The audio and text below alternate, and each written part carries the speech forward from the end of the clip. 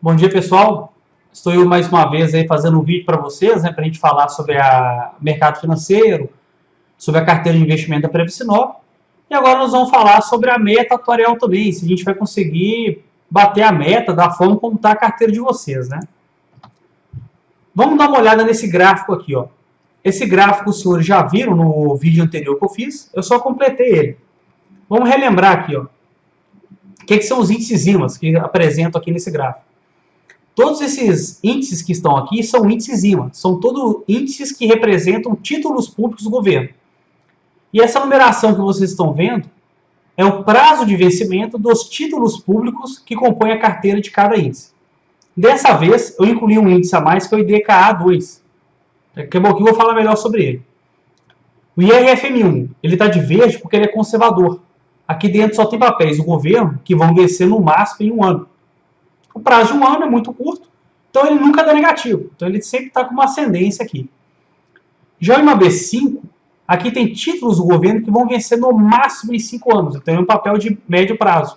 Então ele apresenta uma variação maior que o IRFM1. O IMAB5+, são títulos do governo que vão vencer acima de 5 anos. Então é um papel muito longo. Por isso que ele é o que mais ganha e ele é o que mais perde, vamos dizer assim. E o IMAB é o vermelho aqui, ó. O IMAB tem de tudo. Tem papéis de 1 ano, 5 anos, acima de 5 anos, e assim vai. E agora, eu passei a incluir também nessas minhas análises o IDKA2. A Previcinop aplica nele. Vocês aplicam quase 10% do dinheiro em IDK2. Aqui dentro também papéis do governo, é uma variação do IMAB, vamos dizer assim, só que são papéis de 2 anos. Ou seja, ele não é tão curto quanto o IRFM1 e nem tão longo se comparado ao IMAB5. Como a tendência agora é os IMAs começarem a retrair, eu já estou começando a visionar 2019, nós vamos começar a concentrar um pouco mais a nossa carteira em DK2. Observa que esse ano quem está rentabilizando melhor é o DK2. E ele começou a rentabilizar melhor a partir do segundo semestre. Por que eu estou incluindo ele? Eu sempre falo para vocês que quando a taxa Selic sobe, quanto o dólar sobe, os IMAs caem. Como o governo está prevendo a Selic de 6,5%, o ano que vem fechar a 8%, a tendência é os IMAs caírem. Então, o ano que vem a gente precisa aplicar em índices que são mais conservadores, mas que sejam um pouquinho moderados para bater a meta atuarial. Então, nesse caso, um índice indicado para nós é o IDK2. Que a Previcinop já aplica, mas a tendência é a gente aportar um pouco mais de recurso. Esse gráfico vocês viram ano passado, né? Aqui eu estou representando o mês de maio, que a gente teve aquela forte desvalorização ocasionada pela alta do dólar, pela estabilização da Selic. O governo parou de reduzir a Selic e travou ela em 6,5%. E por conta da greve dos caminhoneiros, que foi o principal fator, né? Inclusive, a greve dos caminhoneiros, ela afetou também a primeira semana de junho. Porque como a greve fechou no finzinho de maio, no dia 21 de maio para frente, então ele acabou também trazendo resultado para junho, né? Beleza, passados esses 3 efeitos, a gente passou a ter os índices se recuperando. Com uma forte recuperação, um forte ganho. Até sair a primeira pesquisa oficial dos candidatos a presidente da República. A partir de 20 de agosto, depois que todo mundo se inscreveu já no TSE, a primeira pesquisa, vamos dizer assim, oficial, mostrou que o candidato que o mercado queria não estava bem das pernas. Então, com isso, a gente começa o quê? Os índices desvalorizarem outra vez e agora passou a andar de lado. Vamos analisar essa primeira pesquisa que saiu lá no dia 20 de agosto. Naquela época, a gente ainda tinha a questão do ex-presidente Lula, dele poder se candidatar ou não. O TSE, na verdade, deu um prazo de 10 dias para o PT arrumar um outro candidato, substituto, e aí o PT esgotou o prazo, né, até oficializar o Fernando Haddad. Então, essas duas pesquisas, uma com o ex-presidente Lula e a outra com o Fernando Haddad, mostrava que o candidato do mercado financeiro estava mal das pernas. A chance dele ir para o segundo turno estava muito pequenininha. E aí, com isso, o mercado se retraiu. Por que o mercado apostava no Alckmin, vamos dizer assim? Porque acho que agora eles vão mudar de candidato, né? O mercado financeiro, ele não está nem aí se o cara é honesto, se o cara não é, se o cara é de esquerda, se é de direita. Ele quer um candidato que tenta manter a estabilidade da forma como está. Quando eu sempre falo, observa, pode ser Fernando Henrique, pode ser o Lula, pode ter sido a Dilma. Os bancos sempre estão lucrando. Então, os bancos, o mercado financeiro, ele quer aquele candidato que ele sabe que ele vai continuar lucrando. E aí, como o Geraldo Alckmin está mal das pernas, a chance dele para o segundo turno é praticamente remota, então aí o mercado financeiro retraiu. O Alckmin é do PSDB, um partido de direita, é um partido que geralmente está junto com os bancos. A maioria dos partidos, principalmente o chamado Centrão, também está com o Alckmin, né? Então por isso que o mercado financeiro acaba apoiando o PSDB. Beleza. Então vamos dar uma analisada nos índices IMAs a partir do mês de junho, desprezando o maio para trás. Estou aqui de forma acumulada, estou pegando a cada dia e acumulando a rentabilidade. Então observa que a primeira semana de junho a gente tem ainda os efeitos da crise dos caminhoneiros, e aí a gente começa a recuperação do mercado, até sair a primeira pesquisa oficial, que aí o mercado passou a andar de lado, ou até, no caso do IMAB, IMAB 5+, desvalorizar. Porque o queridinho do mercado estava mal nas pesquisas. E ainda continua estando mal, né? Evidentemente que o mercado também não vai ficar só na base do Alckmin. Eles vão acabar optando por outro candidato. Mas eu já, de antemão, aviso vocês que não é ninguém da esquerda e muito menos Bolsonaro. Voltando a lembrar, o mercado não está nem aí para quem é honesto, quem não é, quem é de esquerda e de direita. O mercado, ele quer o cara que vai manter estabilidade. É tanto que, quando saiu aquela facada que o Bolsonaro tomou, foi mais ou menos dia 6 de setembro.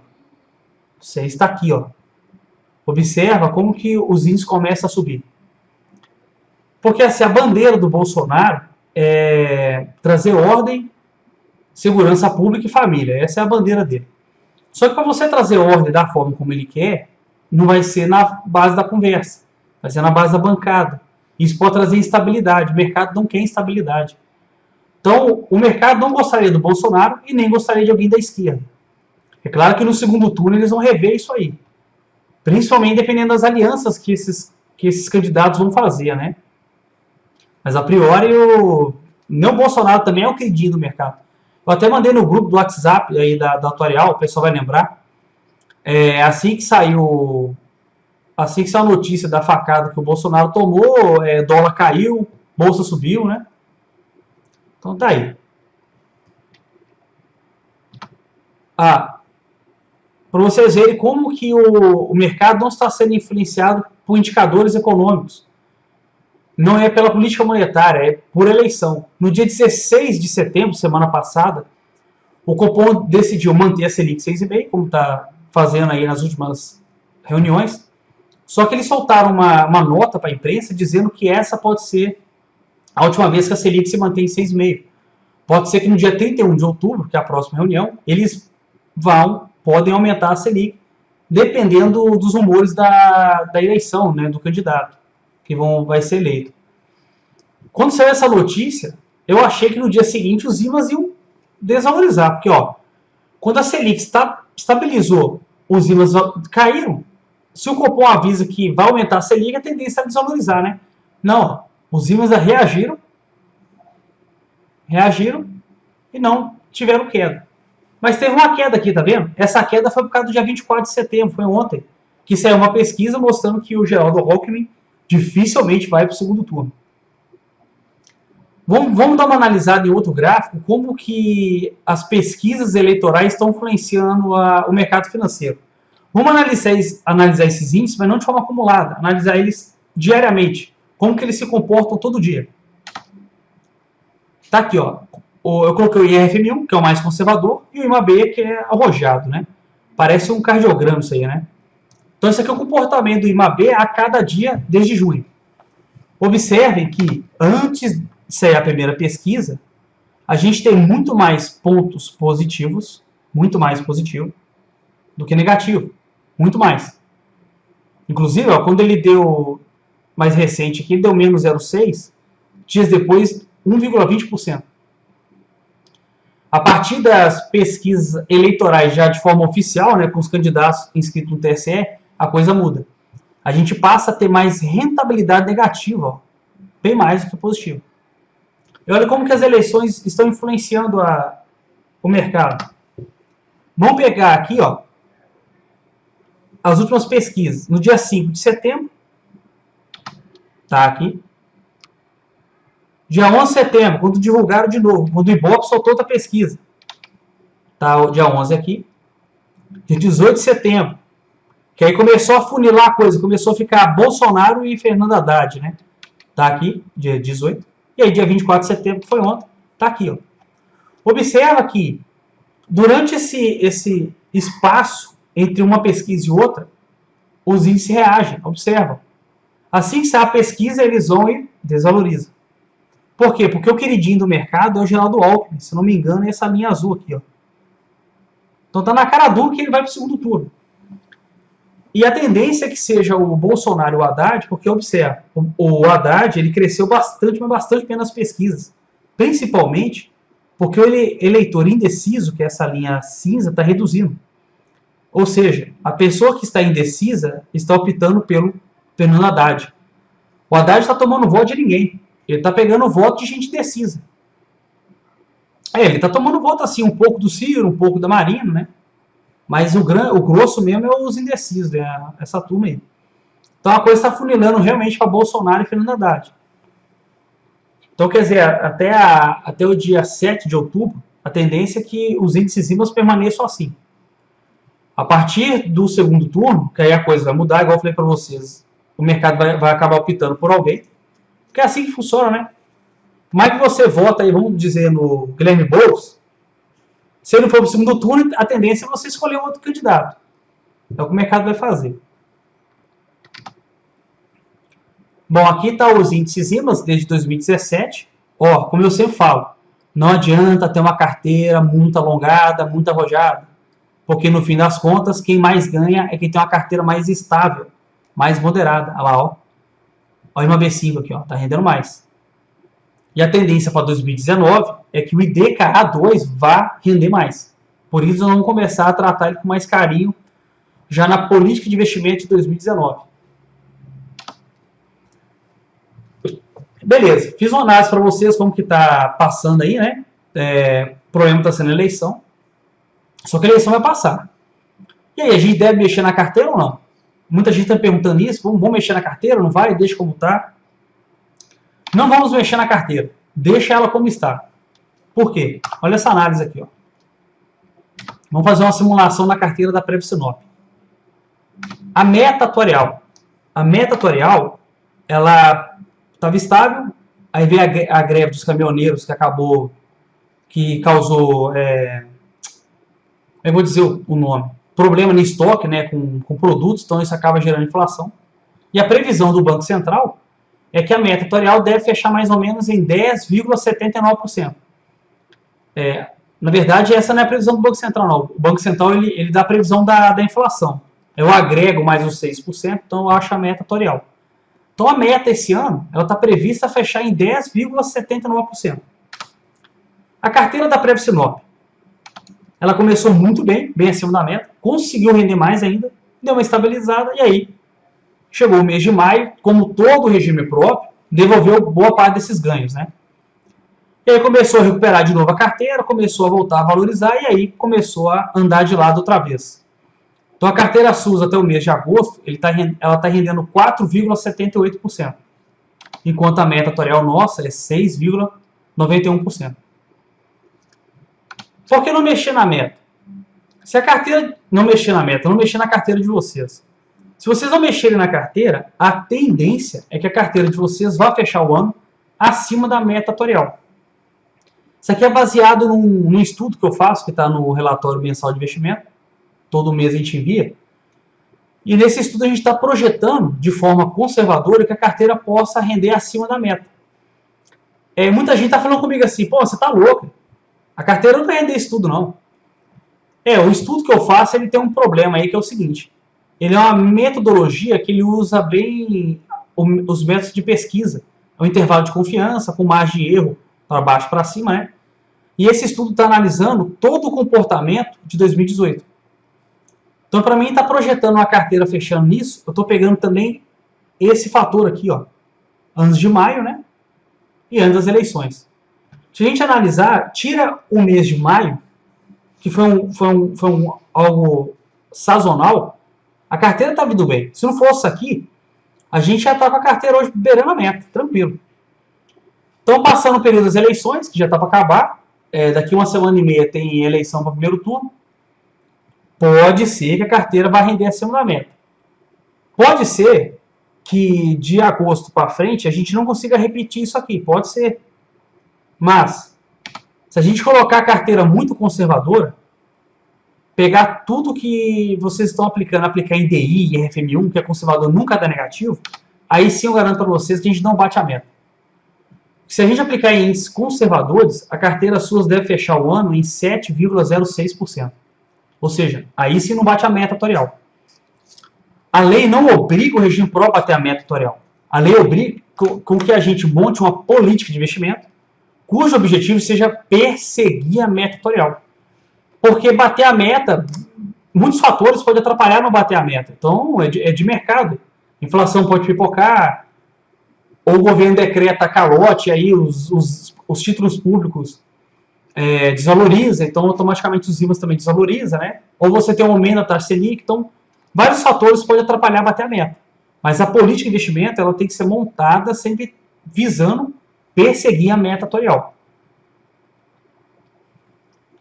Então, por isso que eu acho que a gente...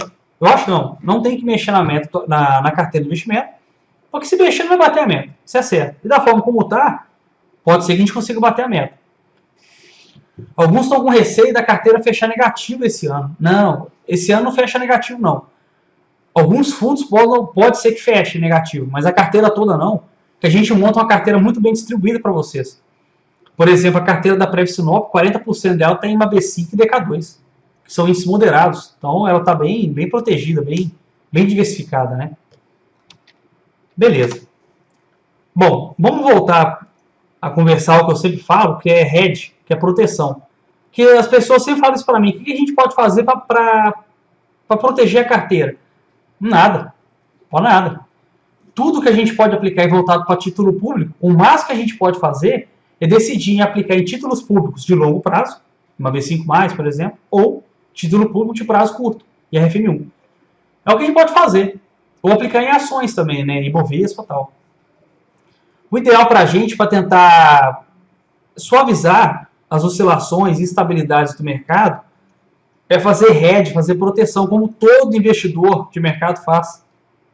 E no caso, o nosso hedge seria dólar, seria fundo cambial. Sempre que Selic, dólar sobem, o IMA cai, sempre. Então, sempre que o IMA cai e o dólar sobe, o que é o ideal? É você aplicar um pouco em dólar para quê? Para você manter uma estabilidade na carteira. Todo investidor faz isso. Quando ele opta por algo que é muito arrojado, ele opta um pouco por algo que é inversamente proporcional a isso, para ele manter um mínimo de ganho. Inclusive está no CPA10 isso aí, ó. Para que serve a diversificação? É para potencializar o retorno da carteira. Porque você estabelece pelo menos um mínimo de ganho. Infelizmente, o regime próprio não pode aplicar em fundos cambiais, que seriam fundos que compram papéis atrelados a dólar, variação cambial, né?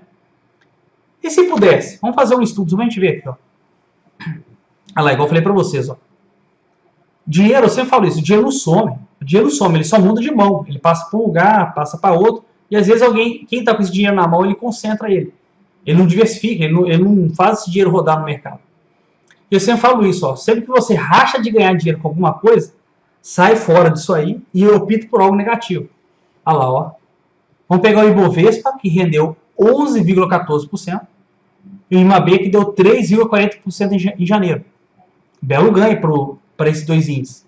O que é o ideal? Sai fora deles e opta por algo que desvalorizou. No caso aqui, o dólar. Dólar Pitax. No mês de fevereiro, olha lá, ó, quem rendeu mais. Porque dificilmente você consegue manter essa alta performance como eles conseguiram manter. O mercado oscila, isso é normal. E a gente sempre tem que fazer isso. Ó. O principal que eu quero que vocês vejam é isso. Sempre que o IMA sobe, dólar dá negativo. E vice-versa. Aqui, ó. o mês de maio, que foi um mês ruim para nós, quando o IMAB deu menos 3,16%, olha quanto que deu o dólar Pitax. Olha quanto que rendeu isso aqui. Olha o mês de agosto, que agora o IMAB deu menos 0,45%. E vocês também aplicam em renda variável, deu menos 3,21%. Quanto que deu o dólar Pitax? 10,13%. Pena que essa coluna aqui no meio a gente não pode aplicar. A legislação, a resolução CMN atual não permite. Mas olha só. No acumulado do ano, o IMAB está rendendo 3,04%. O Ibovespa 0,36%, menos que poupança. E o dólar Pitax, 25%. É o ativo financeiro mais seguro que tem no mundo, é dólar. Não existe você proibir investidor de aplicar nisso. Não tem cabimento. A não ser que o governo não deixe a gente aplicar nisso, porque ele sabe que se ele permite que os regimes próprios aplicam até 20% em fundo cambial, todo mundo vai parar de comprar título público, ou seja, vai parar de emprestar dinheiro para o governo federal e optar por papel americano, que é o dólar. É o ativo mais seguro que tem no mundo. Aí. Todo investidor aplica nisso aqui. Mas tranquilo, vamos... Deixa eu mostrar um estudo que eu fiz na carteira de vocês, para vocês ficarem indignados com isso aqui. Ó. O que eu fiz? Uma simulação na carteira de vocês. Se a Previsinop pudesse aplicar até 20% em fundos cambiais atrelado ao dólar, a carteira SUS até o mês de agosto ia estar rendendo 9,78%. E não 4,78% como está rendendo hoje. Ou seja, se pudesse aplicar 20% em fundo cambial, nós estaríamos batendo a meta atuarial e rindo. A gente não estaria aí preocupado com greve caminhoneiro, Geraldo Alckmin, Bolsonaro, com Boulos. Quem vocês pensarem? Bastava a legislação, bastasse o governo não obrigar a gente a comprar só papéis dele, né? E poder comprar um pouco de fundo cambial. Né? Você manter uma proteção na carteira. Porque a hora que a gente perdesse o IMAB, a gente ia ganhar com dólar e vice-versa. Manter uma carteira mais estável, né? Não é possível que rendeu tudo isso. Sim, rendeu, ó, olha só. Isso aqui no acumulado, né? Até agosto, quanto ficaria a carteira da Previsinop? Se eu fosse analisar mensalmente a carteira de vocês, como ela está rendendo hoje, e como ela se comportaria se tivesse 20% de fundo cambial. O mês de janeiro seria o mês ruim, porque a nossa carteira ia render 0,53% e não 1,41% como ela rendeu. Por quê? Porque o IMAB pipocou de ganhar em janeiro, enquanto o dólar deu menos 4,40. No mês de abril, como o IMAB deu menos 0,14%, a carteira fechou com 0,39%. Se a gente pudesse aplicar 20% em fundo cambial, o dólar Pitax fechou em 4,73%. A carteira nossa fechou em 1,33%. Então, o principal, o mês de maio, que a carteira nossa deu menos 0,97% por conta do IMAB. Se pudesse aplicar 20% em fundo cambial, olha quanto que rendeu o dólar. Nossa carteira não fecharia negativo. Aliás, em nenhum momento a carteira nossa ia fechar negativo. Já da forma como está, ela fechou negativo durante 2 períodos. Olha o mês de agosto aqui, ó, que ela fechou com menos 0,13%. O IMAB deu menos 0,45%, enquanto o dólar deu 10,13%. A diferença de ganho. No acumulado do ano, quanto que está a carteira suas hoje? E quanto ela estaria se pudesse aplicar 20% em fundo cambial? Seria uma proteção, né? Outra forma de proteger a carteira dos regimes próprios é permitir vocês aplicarem também em mercado de opções, mercado futuro. Mas até aí eu entendo a legislação, né, a resolução CMN proibir, que é um mercado meio complexo. Mas se permitisse fundo cambial, já estava tranquilo. Todos os bancos têm fundo cambial. Banco do Brasil tem, Caixa tem, Sicredi, Itaú, Bradesco, Santander, todo mundo, se vocês pensarem, aí tem. Então, se pudesse aplicar um pouquinho, a gente manteria essa proteção, né? Bom, o que a gente pode fazer, então, para tentar suavizar a carteira? A gente pode diversificar ela. Mas essa diversificação que eu vou mostrar aqui não é a solução. A solução é fazer hedge, proteção, é optar por coisas que, à medida que o IMAB cai, elas vão subir. Um exemplo é aqueles fundos de alocação ativa ou alocação dinâmica, que eu mandei um parecer para vocês, analisando 3 fundos de investimento que têm esse comportamento. Os fundos que vocês aplicam, vocês já viram que eles optam por perseguir um índice, né? A alocação ativa, a alocação dinâmica, não, ele não segue o índice. Ele aplica em fundos que tem vários índices para tentar fazer um mix, né? Para tentar manter, eu falei para vocês, manter uma estabilidade. Aquela ideia. Você ganha de um lado, perde do outro e vice-versa. Então ele mantém um ganho. Por que de forma dinâmica? Porque os gestores desses fundos, eles ficam toda hora mexendo na carteira. Quando o bicho pega na economia, eles optam mais pelos papéis conservadores. IRFM1, CDI. Quando a maré tá boa, tá para peixe, aí eles já começam a alocar um pouco mais em IMAB, e assim vai. Então é uma alocação dinâmica. Bom, no parecer que eu mostrei para vocês, aqui está a rentabilidade deles, então vocês veem que eles são um pouquinho mais estáveis que os IMABs, né? Ó, no mês de maio, o IMAB deu menos 3,16%. Banco do Brasil e Bradesco deu menos 1,34%. Aqui, ó. E o Fundo Itaú deu menos 0,34%. Então, quer dizer, a hora que o IMAB deu menos 3 e pouco, eles seguraram um pouco a onda da queda. Entre os três fundos, o que eu acho melhor, e está na cara dura aqui, né? É o do Itaú. O do Itaú ele tem a desvantagem que a hora que a maré está boa, ele não consegue uma rentabilidade tão boa igual o do Banco do Brasil conseguiu aqui, ó.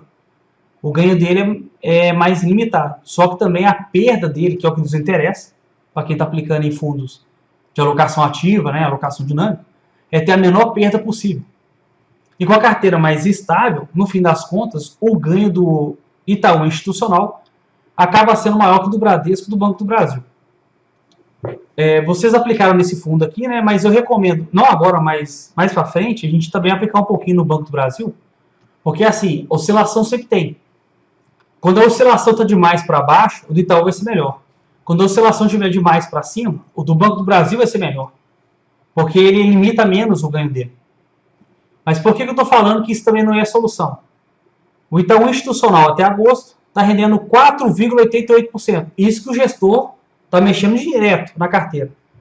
Nós não mexemos na carteira porque, igual eu falei para vocês, quando os IMAs caem, se você resgatar com rentabilidade negativa, o Tribunal de Contas entende que você realizou prejuízo. Então ele pode te multar por isso. Então sempre que os índices IMAs caem, o que a gente faz? Espera recuperar para poder resgatar depois. Mas sem estar fazendo essa alocação dinâmica, alocação ativa, a carteira sua está rendendo praticamente a mesma coisa do Fundo Itaú. Sem risco, sem nada. Por que eu falo que ainda não é a solução? Nenhum dos dois aqui está batendo a meta. Aliás, nenhum dos 4 aqui estão batendo a meta tutorial. Então ainda não é a solução. Só é ideal pelo seguinte, o mês de maio, se a gente tivesse bastante aplicação nesse Itaú institucional, a nossa perda ia ser menor, não ia ser tão grande. Porque a tendência é se a gente diminuir a participação em IMAB, para estar aplicando um pouquinho mais neles, né? Outra opção, para diversificar, mas também não é proteção, é um fundo que a Caixa lançou. Me parece que vocês não aplicaram nele, mas não tem problema não. A tendência vai ser a Caixa lançar outro fundo desse. É fundo que protege seu capital. São fundos que, na verdade, ele está aplicando igualzinho o mercado de opções, mercado futuro, que vocês não podem aplicar. Como assim? O mercado de opções, mercado de futuro, ele limita o ganho e limita a perda e o ganho. Daqui a 2 anos, esse fundo vai devolver para você o seu capital e mais os juros. O capital está garantido. E os juros? Depende. Pode ser que ele vai te devolver 8,70% de ganho. Isso aqui é o que estão programando da poupança render nos próximos 2 anos. Como ele pode dar uma rentabilidade de até 39%. Então ele está limitado de 39% até 8,70%. Qual que é a vantagem dele? A referência dele é Ibovespa. Se o Ibovespa der menos 50%, vocês têm fundos aí que é atrelado ao Ibovespa, o IBRX, que é o IBRX 50. Se o IBRX der menos 50%, aquele fundo da Caixa dá menos 50%. Esse aqui não. Ele vai dar 8,70%. Só que se o IBRX 50 der 50%, nós vamos ganhar 50% lá. Aqui não. Aqui está limitado a 39%. Aliás, está limitado a 39%. Só que se o Ibovespa passar disso, ele vai pagar para nós o quê? A meta atuarial nos próximos 2 anos. Então, esse é um fundo que, assim, limita a perda e limita a ganho. e está focado em devolver para nós meta atuarial. Também não é proteção. É uma forma de diversificar a carteira. Proteção é buscar alguma coisa no mercado que sempre que o IMA cai, ele vai para cima. Então tá aí, pessoal. Uma apresentação para vocês de mercado, né? Estão finalizando a questão da carteira SUS de mexer, não vamos mexer nela, porque a tendência é que a gente pode ser que bata a meta. Pode ser, né? Vamos ver aí, esperar as eleições passar. E o bom é que negativo ela não fecha. E em relação à política de investimento de 2019, daqui a pouquinho nós vamos trabalhar ela, né? Nós vamos estar marcando uma reunião com vocês aí entre os dias 22 a 26 de outubro, acredito, para a gente estar aprovando a política. A tendência vai ser uma carteira um pouco mais curta, que ela vai priorizar um pouquinho mais uma B5 e um pouquinho mais DK2. Já visando essa possibilidade de aumento da taxa Selic ano que vem. Beleza? Bom, se vocês tiverem alguma dúvida, pode mandar um e-mail para mim durante a reunião, se quiserem até me ligar, vou ficar aqui à disposição de vocês. E se alguém quiser até tirar uma dúvida sobre esses fundos aqui, para a pessoa física, como que funciona, pode mandar para mim que eu respondo tranquilo para vocês. Beleza? Com relação à carteira de vocês, igual eu falei, a carteira SUS está rendendo muito bem. Ó. Observa que sem poder ficar mexendo nela, como os gestores do Itaú mexem, nossa carteira está praticamente rentabilizando igualzinho eles. O problema é que a gente não pode inventar proteção. Se pudesse inventar proteção, a gente estava com a carteira rendendo 9%, batendo a meta. Beleza, então, pessoal. Então, obrigado pela atenção e até a próxima, hein?